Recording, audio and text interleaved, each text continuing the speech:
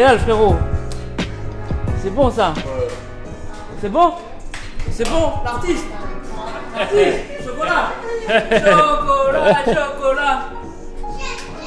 Chocolat, chocolat. Et Adrien, ça fait vachement plaisir d'avoir Joris et Libert. Ça fait vachement plaisir. Qu'est-ce que ça te fait plaisir d'avoir les tontons ici? Hein? Bon, alors, on voit bien alors. C'est avec mon pote Moussa, ça fait. Moussa, ça fait Mais combien de ça, temps? Ouais, Laura, regarde. Enfin, il est plus grand que moi. Non? Il a triché. d'accord. Il a triché. Il a triché, Laurent. Tu sais quoi, Adrien, ça fait combien de temps qu'on se parle? Ça fait 7 ans. Non, plus. Je fête mes 9 ans de mariage, ça fait au moins 8 ans, t'imagines? En 8 ans, t'en as fait des enfants, hein? Ouais, ça fait Bon. Merci. Et ben en tout cas, je voulais vous remercier déjà dans un premier temps, tous, mais profondément, pour votre présence aujourd'hui. Je sais que... Attends. Ah oui, viens. Non mais mets-toi sur la chaise. Hein, Sur la chaise, vas-y. Ça fait un peu les Dalton. Non, je voulais vraiment... Ah bah t'étais là, pourquoi tu m'as appelé?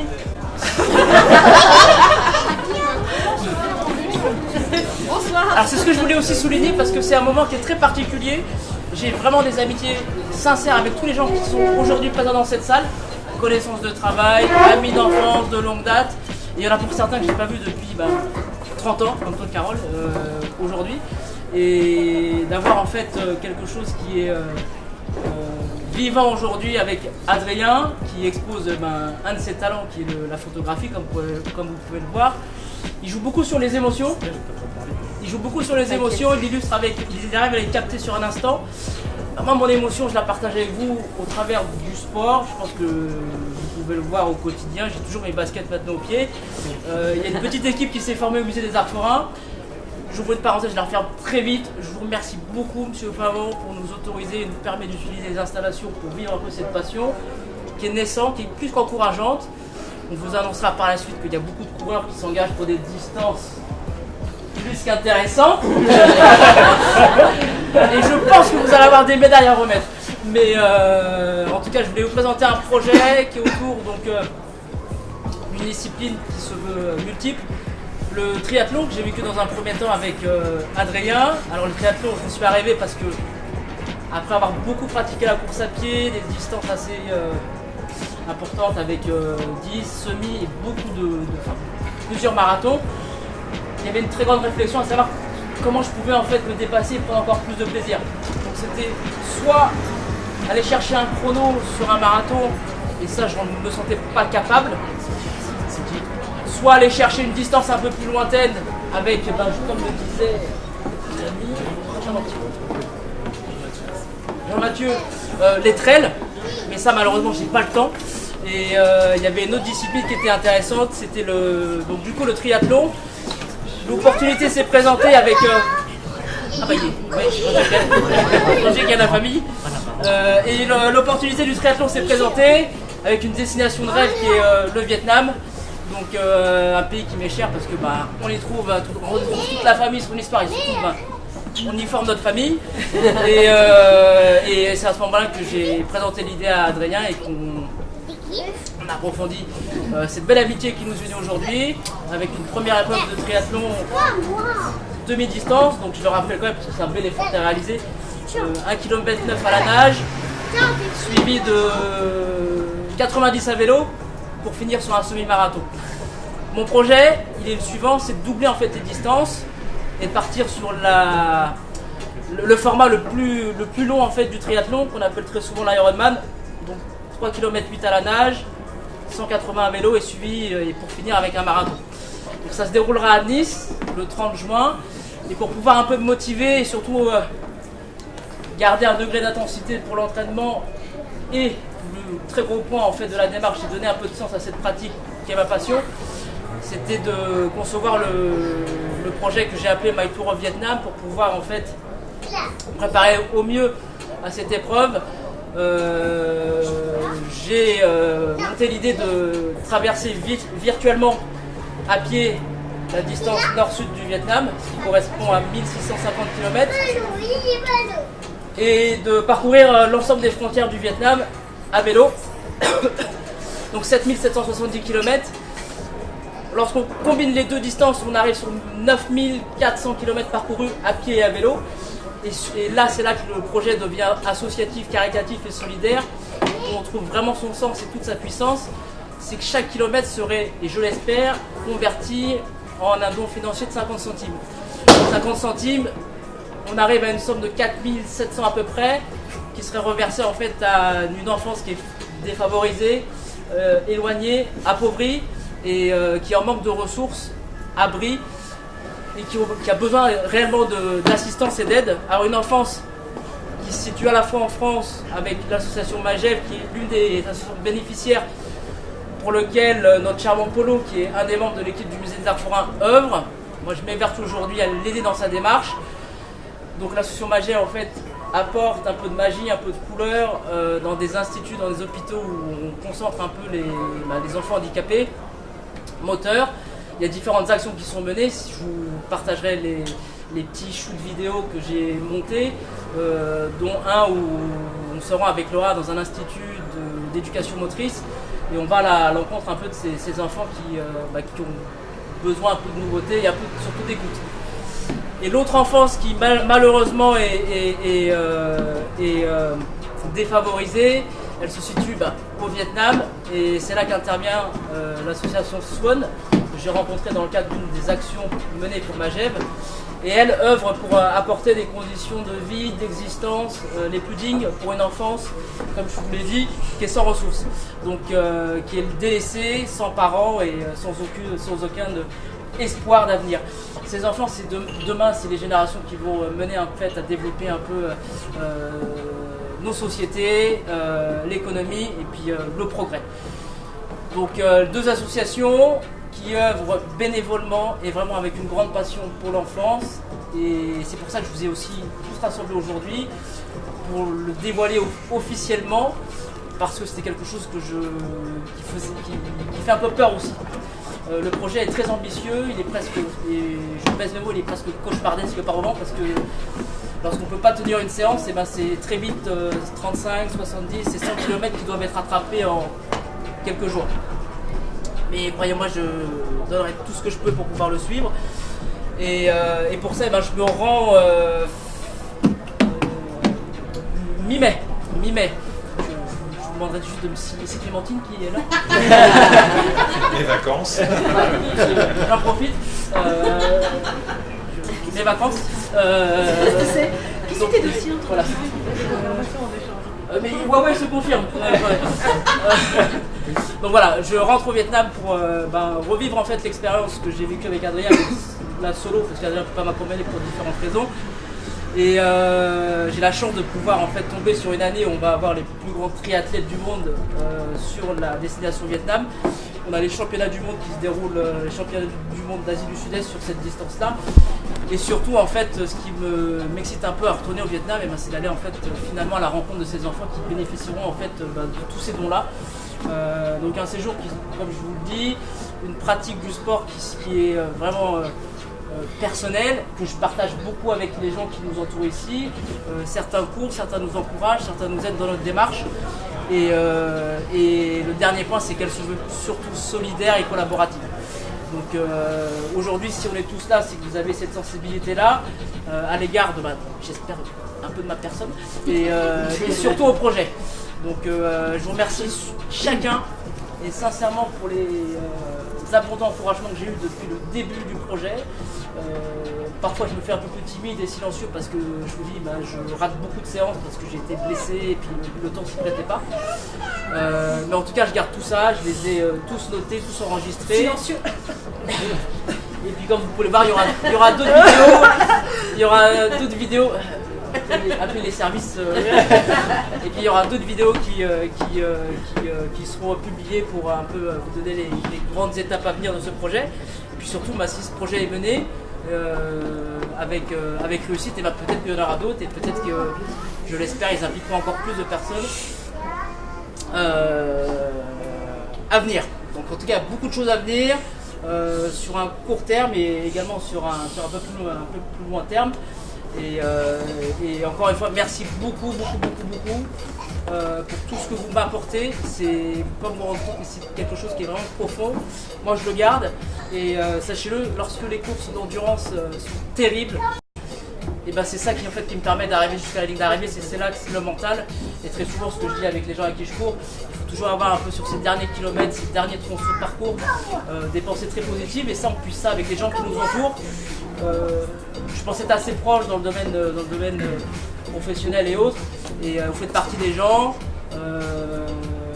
qui m'aident en fait sur ces longues distances. Il y a toujours cette petite technique que je vais vous dévoiler, mais sur les derniers kilomètres, généralement j'attribue très souvent un kilomètre à une personne qui m'est chère. Et c'est ce qui me permet généralement d'arriver à avoir une petite médaille autour du cou à la fin. Donc voilà. Et là, je pense que sur les distances de l'Ironman qui m'attend pour Nice, eh ben, je peux vous garantir que vous aurez tous un kilomètre.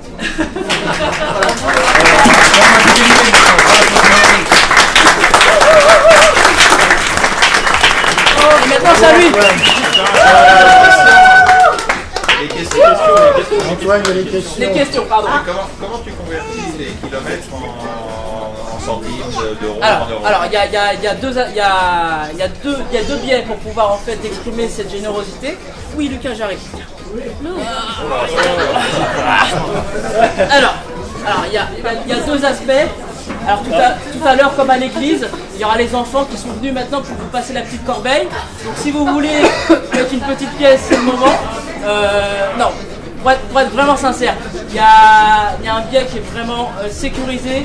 Et ça, je le partagerai de toute façon, vous avez mes coordonnées.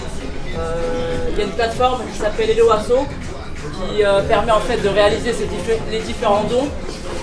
C'est des dons financiers et j'insiste, c'est quelque chose qui sera vraiment reversé et destiné en fait à œuvrer pour l'enfance. C'est deux associations qui sont vraiment reconnues d'utilité publique en France et qui œuvrent vraiment depuis des années. On peut avoir pleine confiance dans leur travail et dans la manière dont ils vont utiliser ces ressources-là. Il faut aussi venir courir avec nous. Il vient à vélo. Donc ça c'est le premier point. Et puis bien sûr, pour différentes raisons, si les gens ne sont pas très à l'aise avec les paiements en ligne, ou si certains ne peuvent pas le faire et disposent de liquidité, on a une petite donation box juste là. C'est la comptabilité. Voilà. Alors, les tickets resto. Oui, les tickets resto, oui, parce que moi je les utilise et je vous donne mes sous. Donc je les convertis. Mais en tout cas, il y a toute forme de générosité. Vincent, tu l'as exprimé, il y a cette générosité-là qui est financière, mais également en fait toute l'attention et l'écoute que vous donnez, que j'espère qu'on aura tous pour ces enfants. Et puis toutes ces compétences qu'on dévoile, que j'utilise également.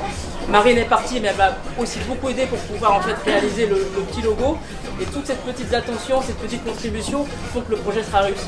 Alors il sera réussi en fonction de ce que je peux faire, mais en tout cas déjà il est très beau parce qu'on rassemble en fait de très belles personnalités, de très belles âmes. Et je suis sûr qu'avec ça on ira tous dans le même sens. Voilà. Donc deux moyens, le site internet que je vous communiquerai, et puis après c'est quelque chose de très classique. Quelle durée de ton projet? Alors le projet il a débuté le 20 novembre. Le 20 novembre en fait était la journée dédiée à l'enfance. Et dans le cadre de ce projet, il y a différentes valeurs d'hier. Aujourd'hui on célèbre la journée internationale du bonheur et pour moi c'est un élément qui est important. Je baigne dans le bonheur avec tout ce que j'ai, tout ce qui m'entoure, tout ce que je vis. J'ai des rêves, j'ai des espoirs que je peux vivre et qui soient animés. Certains n'ont pas. Voilà. Le mois de décembre, on a célébré la journée internationale du bénévolat. Et c'est dans le cadre de cette opération qu'on s'est rendu dans un institut d'éducation motrice. J'ai également, à ma manière, célébré la journée internationale de la charité. Le décès qui marque l'anniversaire du décès de Mère Teresa. Et pour ce projet-là, je suis très heureux de vous partager. J'avais pris un peu d'argent dans les poches et j'étais parti faire une balade à pied un matin, 13 km, et je m'étais arrêté à différentes boulangeries et j'avais acheté des choses pour les gens qui dormaient dans les rues. Du coup, il y a vraiment toutes les manières en fait d'œuvrer pour ce projet directement, ou vous dans vos vies respectives, c'est d'apporter un peu cette écoute et cette générosité qu'on doit, enfin, je pense avoir. En tout cas, beaucoup l'ont montré. Et bah, l'autre manière, c'est cette petite boîte qui m'accompagne jusqu'au 30 juin. Donc on a débuté le projet le 20 novembre et le projet se clôturera le 30 juin avec la date de l'EFOM. Et d'ailleurs Clémentine, normalement le 30 juin, après je pars en vacances un mois.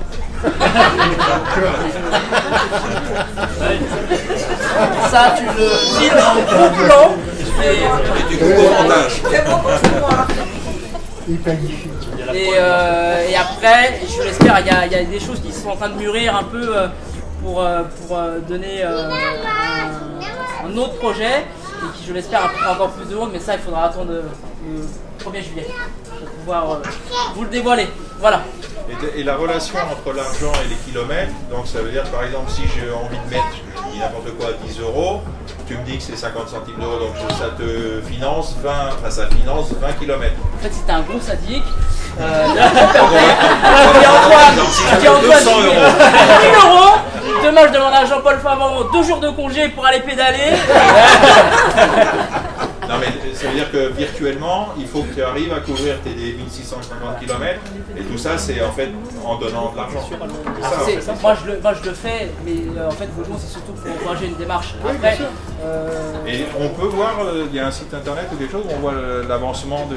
Non parce qu'il est tellement minable mon avancement que je l'ai pas fait. Il y a une vidéo, mais ça date de quelques semaines. Mais là il y en a une qui arrive et vous verrez en fait l'état d'avancée sur la partie course à pied et la partie vélo. Les conditions météorologiques et puis comme j'ai été blessé pendant quasiment un mois avec une tendinite. Oui. Combien de kilomètres?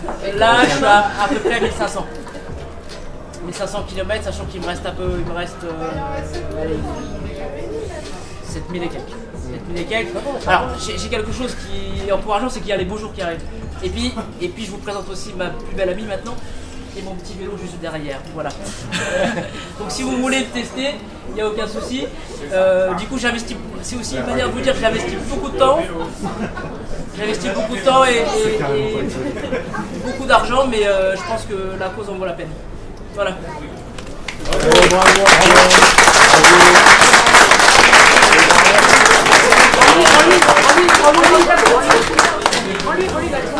C'est bon, tu peux débrancher le débrancher, c'est bon. C'était une boîte qui parlait. En tout cas, merci et puis on reste là.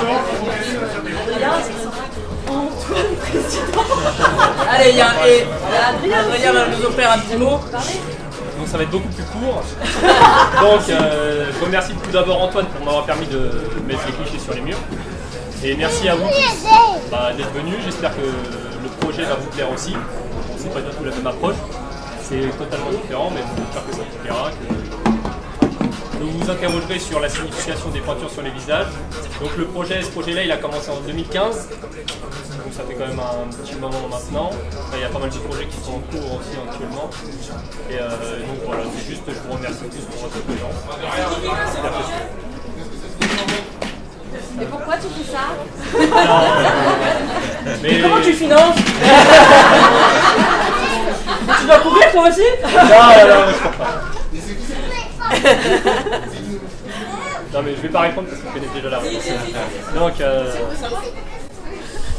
Donc en fait, de base, ce projet-là, c'était pas vraiment voulu. Je voulais faire un test par rapport à de la peinture sur des visages. Après, donc le premier portrait qu'il y a là-bas, donc c'est le premier réalisé. Après, j'ai vu que le rendu était pas trop mal, donc je me suis dit que j'allais faire une série avec de la peinture sur les visages. Après, vu que ça m'avait fait penser à un mot, je me suis dit je vais donner un titre. Et après, je me suis dit, vu que je vais peindre sur différents visages, avec des teints différents, avec une peinture différente par rapport à la couleur, je me suis dit, je vais donner des noms différents aussi. Et après, chaque personne qui va voir ces photos va pas forcément penser au même nom que moi.